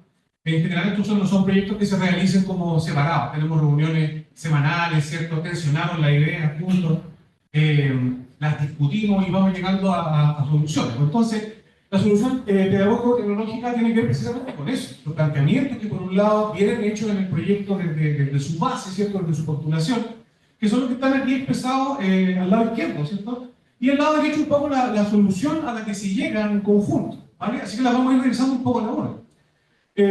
Uno de los requerimientos acá es que sea una inmersión en escenarios psicoterapéuticos simulados, a lo cual respondemos con una experiencia inmersiva realista, por favor, que precisamente es un desarrollo para lentes de realidad virtual, Oculus, en este caso, bueno, es compatible con varias marcas, ¿cierto? Pero esto más o menos un estándar y es lo que nosotros tenemos en el laboratorio, que el laboratorio de tecnología educativa tiene un espacio físico, ¿cierto? Que está acá en el edificio B. Entonces podemos recibir a los estudiantes para este pilotaje, ¿cierto? Y empezar a desarrollar esto con este dispositivo que es bastante favorable hoy en día, es más barato, por ejemplo, permite, ¿cierto?, recibir una cantidad de estudiantes mayor y precisamente responder a lo que dicen las profes, que es poder hacer esto en primer año, en segundo año. Esto forma parte de una tradición que ya tiene educación en línea, ¿cierto? Y el laboratorio de tecnología educativa ya tenemos varios proyectos en esta línea. Veo por ahí a Richard, a Jorge, ¿cierto? Que también estamos trabajando en esta línea. Y viene llegando gente, por favor. Adelante. Voy a empezar por aquí. Eso combinado con algo que también es una tradición por el lado de la carrera de psicología, que es el trabajo con pacientes simulados, ¿vale? Que es lo que está al lado derecho de la pantalla, ¿cierto? Actores profesionales, ¿cierto? Con quienes tienen un desarrollo de años, ¿cierto? Y mezclando estas dos cosas estamos haciendo algo nuevo. Un entorno inmersivo, ¿vale? Pasemos a la siguiente, que sería la navegación interactiva basada en decisiones de usuario, respondiendo a la solicitud de aprendizaje activo y situado. En este caso, claro, el estudiante, me voy a parar un poquito, no me veo bien de acá, me van a disculpar. El estudiante va tomando decisiones, ¿vale? Va decidiendo por qué camino se va. Y esto es el algoritmo. A mí me encanta el algoritmo, lo quiero para pegar un post en mi pieza, ¿cierto? pero es como en el fondo una expresión del guión, un guión literario que primero escriben las profesoras, ¿cierto? Y que después se convierte en un algoritmo, ¿cierto? Que también es propio de nosotros, ¿cierto? De lo que hemos ido desarrollando, la nomenclatura, los colores, no me voy a explayar demasiado en eso, pero en el fondo, si se fijan, el estudiante tiene que tomar una serie de decisiones y que lo van retrasando o lo van adelantando. Y que también permite, por ejemplo, un pequeño ejemplo, a la lata, ¿cierto? En el caso de las flechas verdes, ¿cierto? Dar un feedback positivo. Sí, lo que elegiste es correcto. Versus otros momentos en donde se da un feedback que podría ser negativo, ¿cierto? Pero está dicho de una manera amable, ¿cierto? Inténtalo de nuevo, ¿cierto? Porque quizás no es la solución más adecuada, ¿cierto? Entonces, para llegar al final de este juego, que está planteado así con los estudiantes, ¿cierto? Tienen que tomar una serie de decisiones. Y eso es lo que lo convierte también en un aprendizaje más activo de parte de los estudiantes. Vamos a la siguiente, por favor. El tercero sería un aprendizaje ético y seguro sin consultantes reales. Claro, un poco lo que decíamos recién, ¿cierto? Se crean entornos simulados, cerrados y controlados por actores simulando sesiones clínicas. Hablen un poquito sobre eso.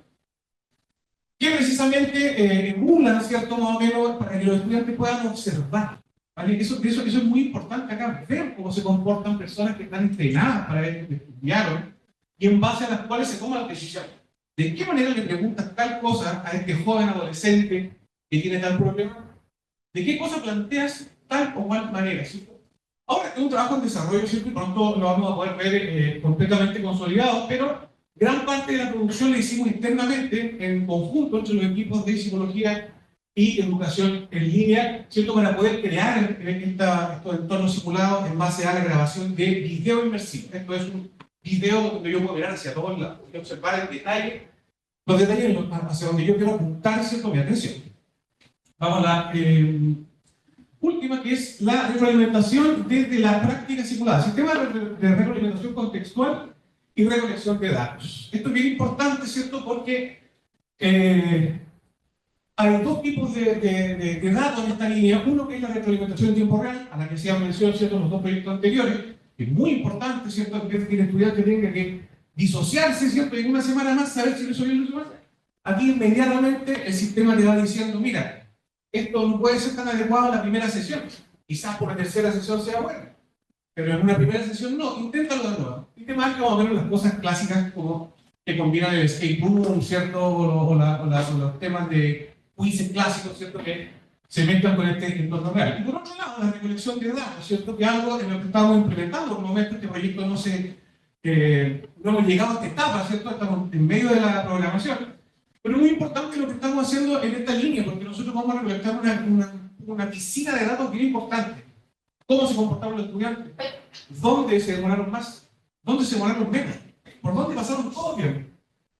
¿Qué les pareció difícil? Todo ese tipo de cosas nosotros vamos a poder implementarlas no solo en este proyecto, sino que es también una tendencia, ¿cierto?, de saber, ¿cierto?, cómo actuar hacia el futuro, cómo mejorar lo que estamos haciendo, ¿cierto?, y saber los datos globales de cómo se están comportando los estudiantes. Eso es bien interesante. La inteligencia artificial nos va a permitir hacerle preguntas a estos sistemas de datos, que son planillas hostiles, ¿cierto?, llenos de números, pero nosotros vamos a poder preguntar ciertas cosas, y eso es un poco a lo que apunta también este proyecto en el que estamos en medio de este asunto. Vamos a la siguiente, por favor.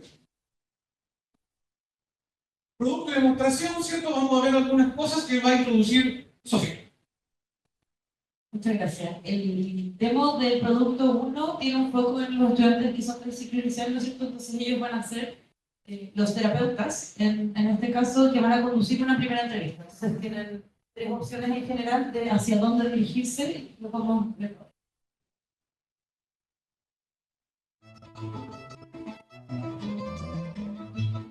Te damos la bienvenida al ejercicio de realidad inmersiva para desarrollar habilidades clínicas iniciales.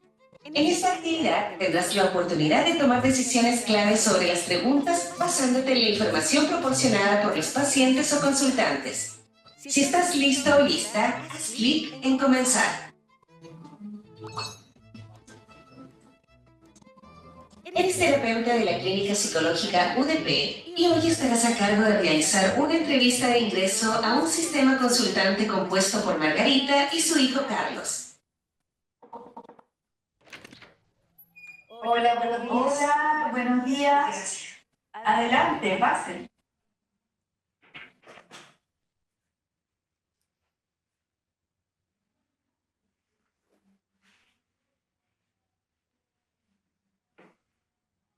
Según la estructura de una primera entrevista clínica, ¿cómo deberías comenzar?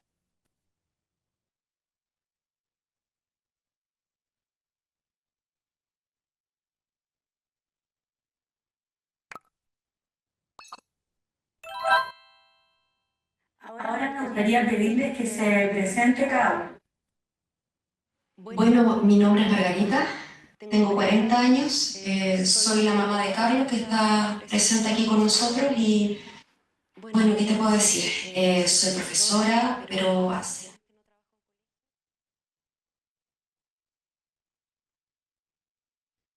Y en la segunda simulación, que es lo que vamos a ver a continuación, estaba orientado a estudiantes que son de cuarto año, que prontamente van a ver sus primeros pacientes, y el rol ahí es de un análisis más complejo del caso y también de pensar en estrategias de intervención, no solo en este primer minuto de primera entrevista, sino más bien ya avanzado un proceso psicoterapéutico.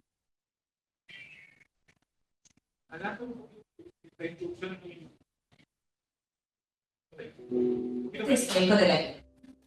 Ahora te encuentras en la sala de espejo de la Clínica Psicológica UDP y eres parte del equipo que va a apoyar la sesión que comenzará en un momento. Esta es la cuarta sesión con el consultante. Puedes comenzar revisando las dos primeras sesiones, que incluyen el motivo de consulta, la dinámica relacional presente y la de la familia de origen.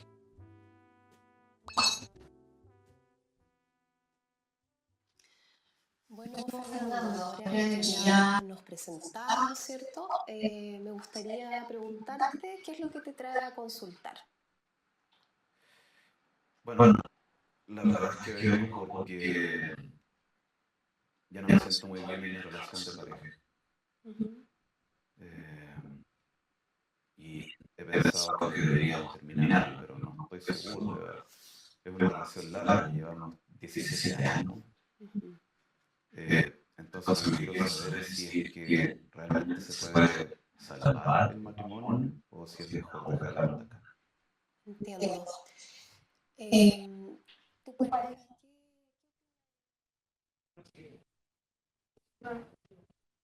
Una pequeña acotación que la simulación 2, ¿cierto? Que la vamos a ver a continuación en la segunda parte, es luego de haber visto varias sesiones previas del paciente que es Fernando. Una que enfocada a la familia, otro en el motivo de consulta, ¿cierto? Entonces después se entra como a la parte más de interacción, que es en el fondo cómo conducir lo que viene, ¿cierto? Y cómo identificar cosas que los estudiantes han ido viendo en clase también, porque es cierto dentro del ramo, ¿cierto? Una parte de la formación de los estudiantes. Con todos los elementos anteriores, ahora podemos comenzar la construcción de hipótesis desde distintos modelos teóricos, proceso fundamental para guiar al terapeuta en sus intervenciones. Comenzaremos con la escuela transgeneracional. Selecciona la hipótesis que te parezca más adecuada al caso y al modelo transgeneracional.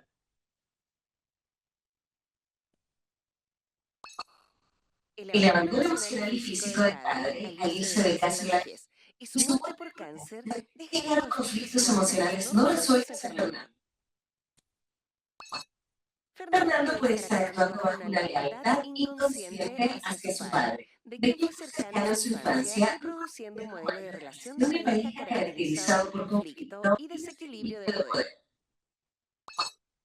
La dificultad de separarse de su esposa podría estar relacionada con la naturalización y repetición de modelos de pareja con alto nivel de satisfacción y conflictos.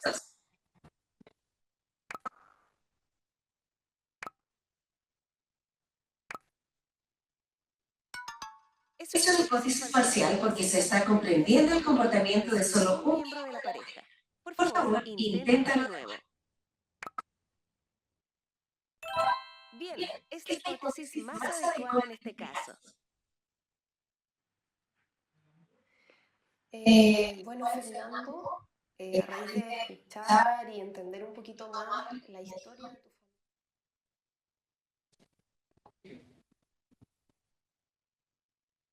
tu Bueno, esos son los dos prototipos que hemos estado trabajando, todavía no están totalmente finalizados, pero esperamos que muy pronto nosotros pasemos a la fase de pilotaje. Esperamos que dentro de este mes, probablemente, sí, vamos a hacer el pilot.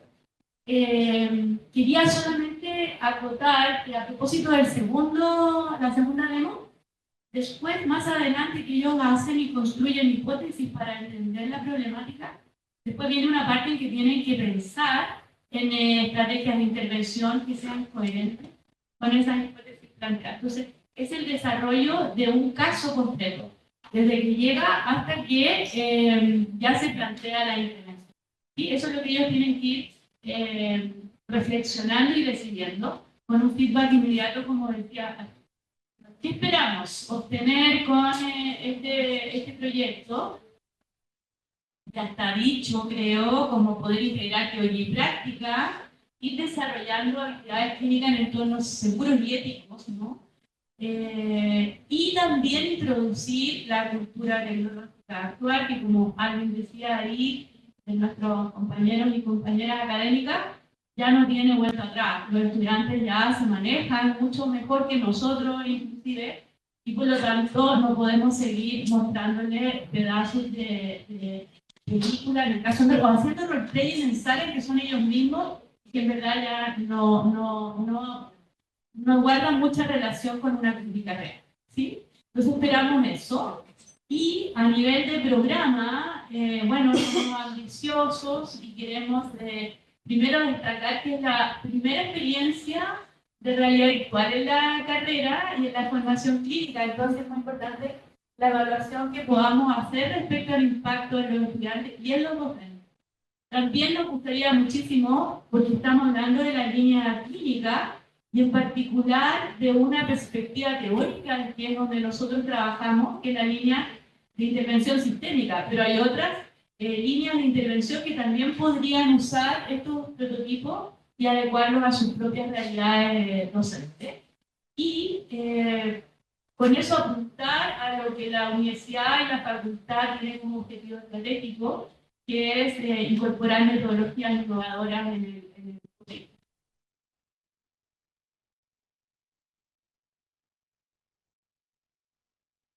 Bueno, respecto a los aprendizajes, oportunidades y desafíos, bueno, montones, ¿cierto? No teníamos un día entero, ya que hay muchas cosas en juego en este tipo de proyectos. Principalmente comentar sobre el estado de avance del proyecto, ¿cierto? Es un proyecto que todavía está en desarrollo. Estamos enfrentando un escollo, ¿cierto? Que ya lo hemos sorteado varias veces, pero siempre es complejo, ¿cierto? Siempre es muy demandante, que es la programación de la suerte. Ahí hay algo en lo que avanzar. En la producción misma interna, ¿cierto? Estamos bien avanzados, lo podemos hacer súper bien. Y en la programación también ya lo hemos resuelto, no es algo completamente nuevo, ¿cierto? Pero igual es algo que siempre requiere cierta complejidad, cierto apoyo externo también, ¿cierto? Y bueno, esperamos, tal como lo hemos hecho con otros proyectos, pilotearlo ahora dentro de este mes, ¿cierto? Con estudiantes, hacer una versión 2, ¿cierto? Con mejoras, ¿cierto? Y ya después poder impartirlo en un curso, que es un poco el mandato, ¿cierto? Que tiene los proyectos de UNADE, ¿cierto? Que tengan iniciación curricular finalmente. Y por eso que los profesores cuando postulan, ¿cierto? Para nosotros es tan grato porque ellos tienen precisamente eso, tienen ramos donde esto se puede poner en práctica derechamente, ¿cierto? Con estudiantes reales y después hacer las mediciones adecuadas para tener algo. No sé.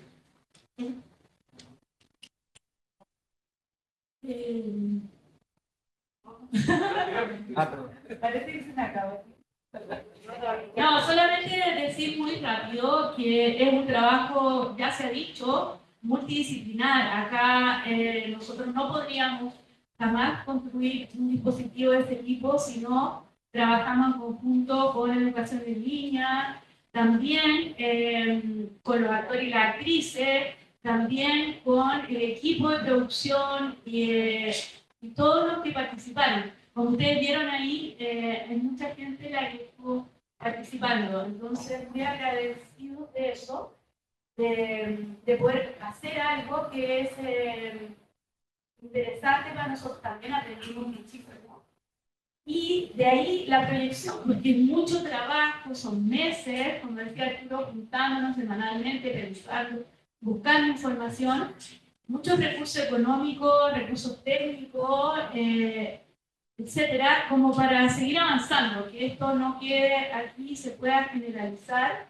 Y en ese sentido nosotros aspiramos a, ojalá, tener una introducción más temprana de desarrollo de habilidades prácticas en nuestros estudiantes a lo largo de la carrera. Muchas gracias.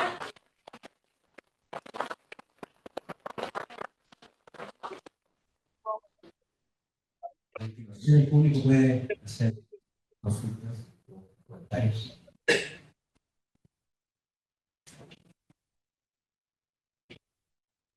Yo comentar nomás que encuentro que es tremendo. Los felicito, de verdad. Visualmente, impacto profundo. Y encuentro que es como, allá vamos. Tiene que ver también con cómo generar profesionalismo o desarrollar habilidades profesionalizantes más tempranamente, y también te pone en una situación mucho más competitiva en un espacio laboral cada vez más complejo. Creo que el manejarse a través de ello le permite a los futuros psicólogos de la ODP estar con condiciones que son quizás superiores en relación a sus pares. Eso es un win-win, pero por principio. Muchas gracias. Un aplauso para el proyecto. Muchas gracias, Arturo, por la excelente presentación. Y a continuación vamos a finalizar con nuestra última presentación de la jornada con los académicos Claudio Magrini, Max Santander y Nicolás Olguín, pensando, quienes presentarán el proyecto Paisaje, transformación digital en la arquitectura del paisaje y la Facultad de Arquitectura, Arte y Diseño.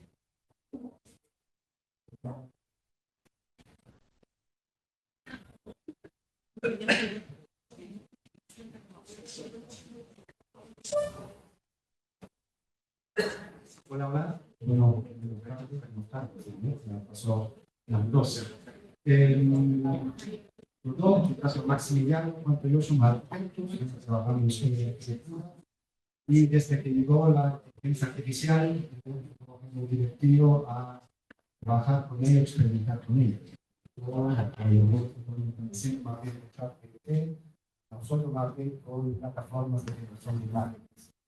Ahora, el juego es siempre muy interesante, es muy asustoso al principio, porque es una imagen que no se imagina, pero con el tiempo uno se va cansando, porque siempre son las mismas imágenes.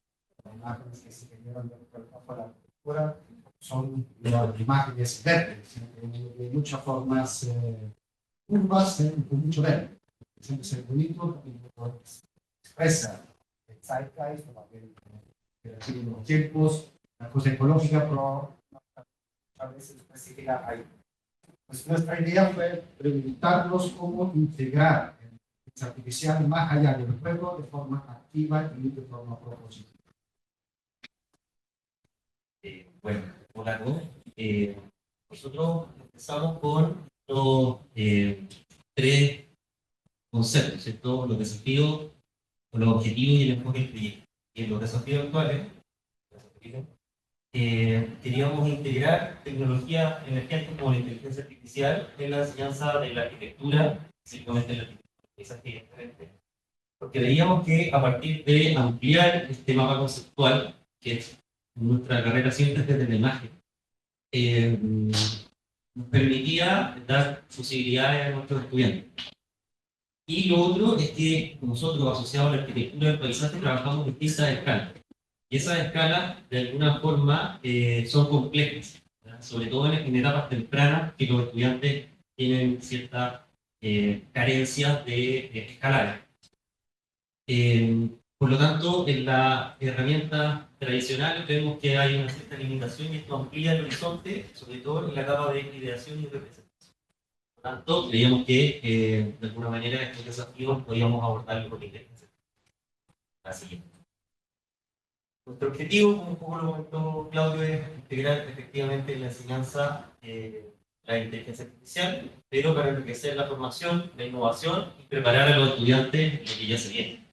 Recién estábamos hablando que China, desde el próximo año, va a incluir desde kinder en la enseñanza de inteligencia artificial. Entonces, nosotros hace un año que estamos con esto integrándolo en nuestras aulas, por lo tanto sabemos qué es lo que se viene y tenemos que estar preparados como futuros profesionales. Nuestro enfoque tiene que ver con forma activa y propositiva en la fase de ideación de proyectos y una metodología de doble entrada a partir de construcción progresiva de propuestas. Claudio hace taller y yo un curso teórico, por lo tanto esta matriz de doble entrada era importante para poder generar vínculos.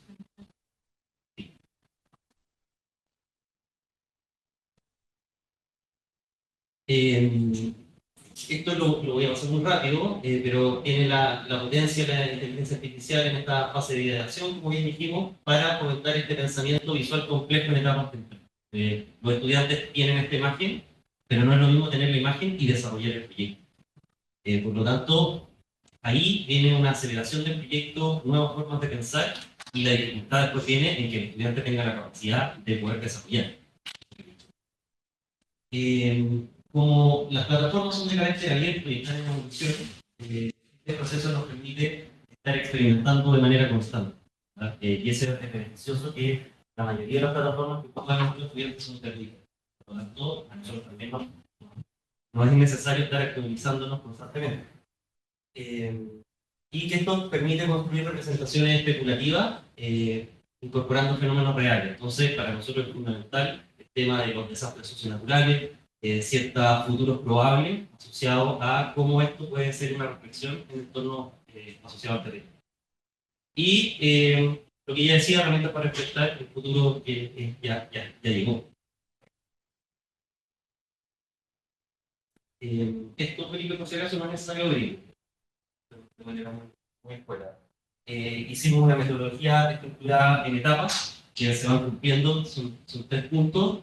El uso de herramientas de inteligencia artificial de código abierto para facilitar a nuestros estudiantes, asociado a una etapa en los cursos de laboratorios de investigación y diseño, y esto nos permite tener un espacio de co-creación y aprendizaje colaborativo, porque nuestros estudiantes se van traspasando esa información.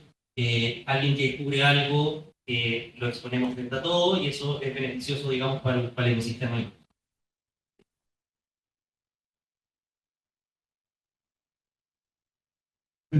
Nosotros tenemos distintos productos, el paisaje son unos 6-7 productos que hemos trabajado de forma paralela. Después son están todos albergados en el campus.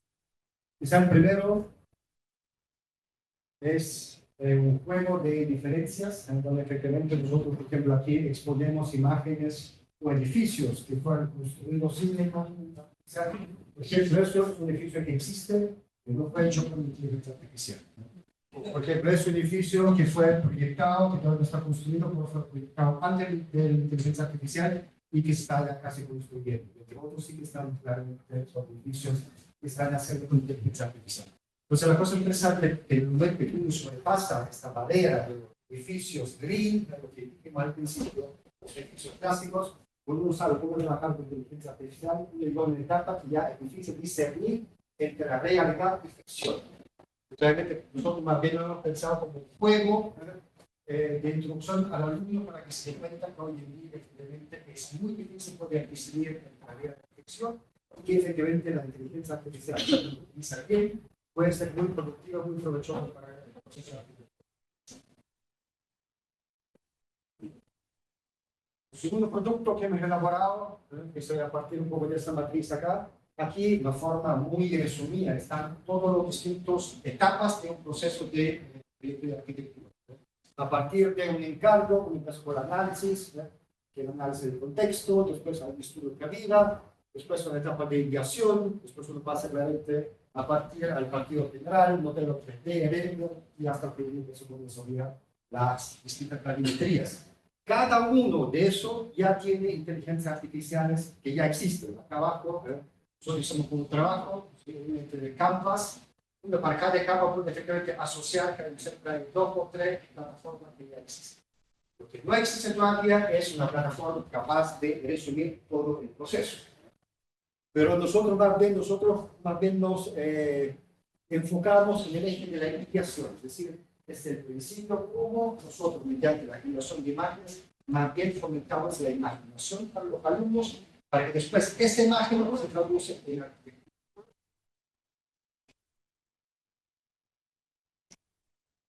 Y con esta investigación llegamos a una composición de un prompt. Un prompt es lo más importante, ¿sí? Pero también nos dimos cuenta que la inteligencia artificial muchas veces hace lo que quiere. Y uno se sorprende, ¿ya? Y como que a lo que uno se sorprende y dice, a esto le puedo sacar un potencial.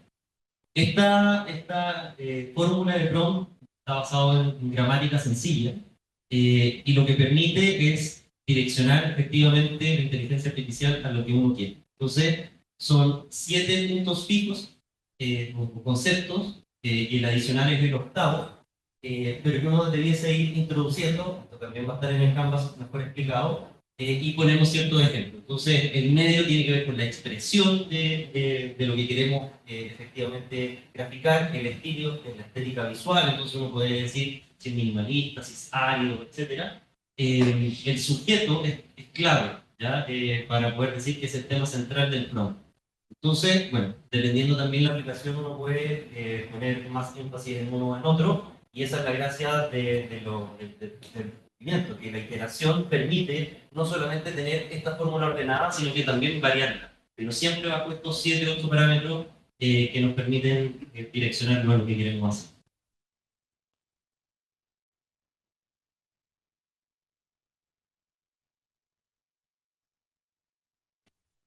Como dijo Max al principio, hemos elaborado una matriz de doble grado. Una matriz que uno puede entrar desde el taller que hago yo o desde el curso teórico que hace Max. Aquí además también nos hemos asumido la dificultad de hacer arquitectura en el paisaje. Es distinto hacer arquitectura que arquitectura en el paisaje. ¿Por qué? La arquitectura muchas veces es un edificio aislado, autónomo, mientras que la arquitectura del paisaje es este mismo edificio que tiene que interactuar con un contexto y muchas veces con un fenómeno. Entonces, realmente, esta matriz que nosotros hemos elaborado va más bien trabajando por dimensiones. Primero uno trabaja la dimensión del territorio, para fijar el territorio, después uno fija el fenómeno y después uno fija la idea productiva. Y aquí son como mini fichas, por ejemplo, hemos sabido que la inteligencia artificial muchas veces tenía 2 o 4 imágenes. Entonces aquí va el prompt, aquí van las fichas, entonces uno va bien aislando la imagen que más gusta. Después lo vamos a ver. Realmente eso es una matriz de iteración. Nosotros en el taller lo hemos ocupado 3 veces, porque cada vez uno va mejorando. La primera vez lo han utilizado sin ninguna instrucción y a partir de la segunda vez a partir del prompt de un elaborado. O sea, ahí también uno puede medir de cómo va avanzando, de cómo lentamente va dominando la inteligencia artificial. 2. Por ejemplo, esos son los resultados de mi taller. Los resultados, uno ve que quizás al principio el territorio todavía está un poco más incierto, pero con las distintas iteraciones uno llega a mostrar el territorio de Valparaíso. Como por ejemplo aquí después también nos interesaba la aguada costera o la Camanchaca, pues también como lentamente uno lo puede especialmente manejar. Y sobre todo en mi taller estamos trabajando con artefactos hídricos, que más bien tienen la necesidad de captar agua, son los impactos que se generan en el territorio. Y aquí ya empiezan a aparecer algunos artefactos que aún son muy oníricos, pues ya dan cerca pautas. Y el curso teórico asociado a los personajes socionaturales nos permite basarnos en explorar estos futuros probables. Entonces, si se fijan en las imágenes, son lugares de Chile, Viña del Mar, Villarrica, Santiago Centro, que basados en ciertos parámetros, tanto de sequía, inundación, etc., nos permite después proponer soluciones basadas en la naturaleza que tienen el cambio climático.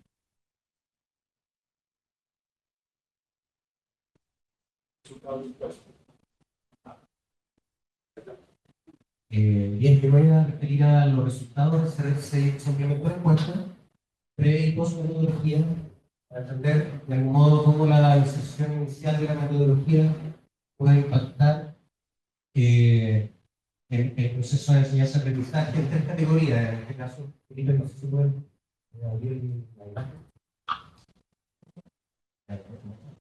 Las tres categorías que se midieron fueron familiaridad con inteligencia artificial de parte de los estudiantes, motivación para aprender con IA y conocimiento de ejemplos de IA, es decir, de herramientas. ¿Sí? En términos de las diferencias de media, de pre y post, la media y las variables, sí, se puede observar en la barra púrpura del pre y la verde del post, ¿no? En términos generales, las tres categorías aumentan en media, es decir, hay mayor familiaridad con la IA, hay una motivación para aprender con IA, y hay mayor conocimiento de ejemplos con IA, post implementación de metodología. En cuanto a las correlaciones entre variables clave, hay un aumento que se evidencia entre la familiaridad y la utilidad percibida de las herramientas. Es decir, la mayor familiaridad aumenta el vínculo entre esas dos categorías después de la implementación de mayor familiaridad, mayor utilidad percibida, o a mayor utilidad percibida, mayor familiaridad. ¿Ya? Lo mismo ocurre con la motivación y el impacto profesional percibido derivado del uso de las herramientas bajo la metodología propuesta por los docentes. Finalmente, en cuanto a magnitud y significancia, la familiaridad aumenta de manera significativa, al mismo tiempo que el conocimiento de ejemplos de IA, es decir, de herramientas y tipo de uso, y la motivación tiende a aumentar, tiende hacia la significatividad, sin que aún sea significativamente relevante. ¿Ya? Eso es una encuesta Likert con las categorías que conocemos, podría escuchar mucho, con una validez que aumenta, que es alta en el pre, pero aumenta también en el post, cosa normal en este tipo de encuestas, porque vuelven a tomar en el fondo el mismo cuestión. Por lo tanto, se aprecia un impacto positivo y también un impacto relevante derivado de la implementación de la metodología.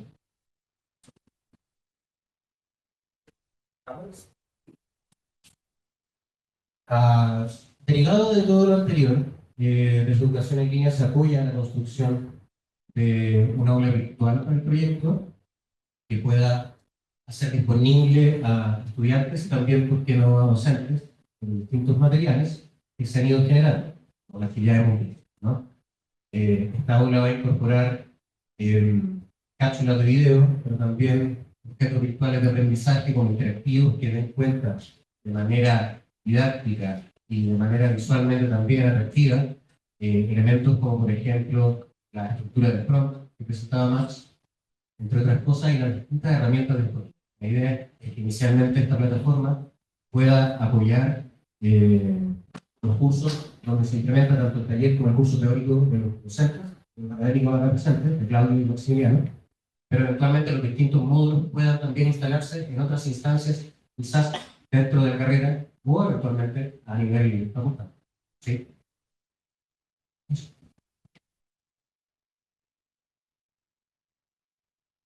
Con respecto a las conclusiones, hay dos ejes de conclusiones. Uno, inteligencia artificial aplicada a la arquitectura del paisaje, y B, como aplicada a la enseñanza académica.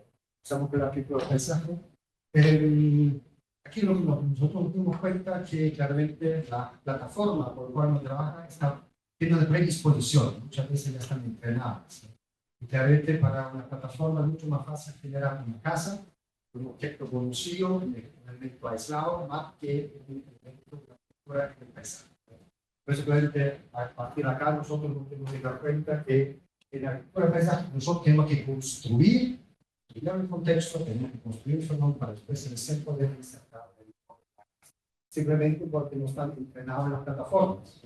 Pero antes lo que sí nos hemos empezado a dar cuenta es que al final los alumnos han trabajado con muchas plataformas abiertas, que al final las plataformas que mejor se adaptan con respecto a la construcción del territorio es Leonardo, Adobe Firefly, la idea. Y quizás la última, que para nosotros quizás la más importante, uno siempre piensa que la inteligencia artificial es capaz de solucionar todos los problemas, pero tampoco es verdad. De hecho, nosotros más bien nos dimos cuenta, por ejemplo, que la construcción del territorio funciona muy bien, que la construcción del fenómeno funciona muy bien porque nosotros ya lo tenemos en la cabeza. Nosotros ya sabemos lo que queremos lograr. Cuando nosotros queremos lograr un artefacto hídrico, cual hay grupos de referentes, ahí la inteligencia artificial empieza a fallar. Simplemente que nosotros tampoco lo hemos visualizado en nuestra cabeza para poder formular el problema. Entonces, al final, la inteligencia artificial no es otra cosa que la extensión de nuestra propia imaginación y de la capacidad de formularlo en términos constructivos. Y asociado a la enseñanza, la metodología que planteamos mejoró efectivamente el conocimiento y productividad, como bien dijo Nicolás, pero sobre todo a los estudiantes les causó el impacto de poder controlar la inteligencia artificial con el prompt. Hay una mejora sustantiva y un reconocimiento sobre esta fórmula. Siempre pensamos que generar instrumentos de evaluación metodológica que recojan la experiencia del estudiante es importante, porque así nos permite medir efectivamente el impacto y si estamos logrando los objetivos iniciales del desarrollo. El proceso de inserción de la metodología es iterativo, entonces esto efectivamente es prueba y error, con la arquitectura misma en un principio, ¿cierto? Por eso es la etapa de ideación donde ponemos énfasis. La tecnología de la inteligencia artificial, como cambia rápido, debemos ser flexibles para adaptarnos a estos cambios y propositivos. Nosotros creemos que muchas veces en nuestra carrera nos vamos quedando obsoletos rápidamente porque no está la predisposición a hacer las cosas que son conocidas. Y creemos que esto no puede ser siendo así. Por eso, la inteligencia artificial.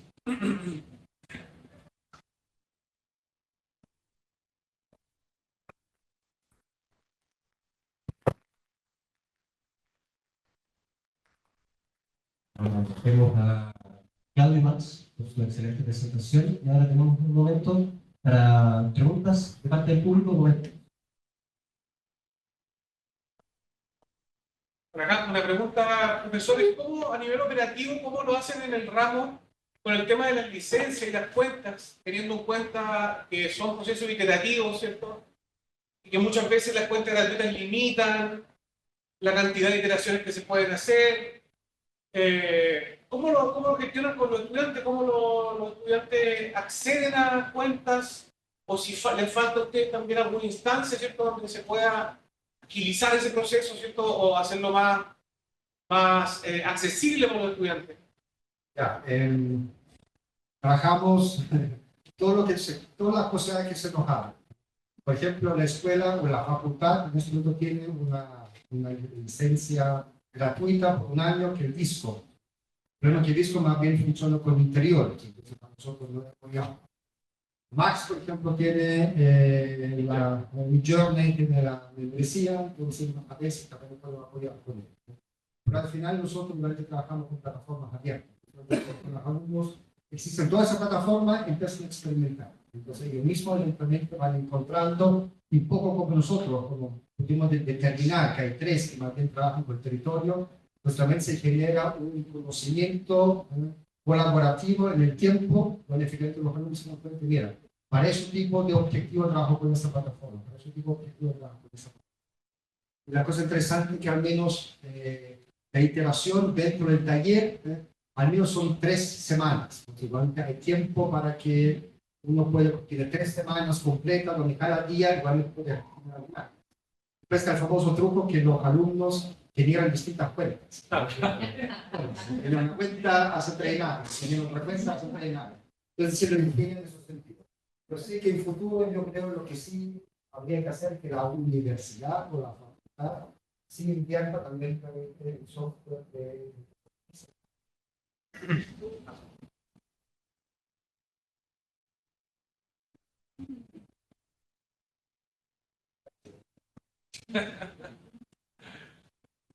Bien, no ha habido más preguntas, más comentarios. Agradecemos la excelente presentación de Claudio y Max.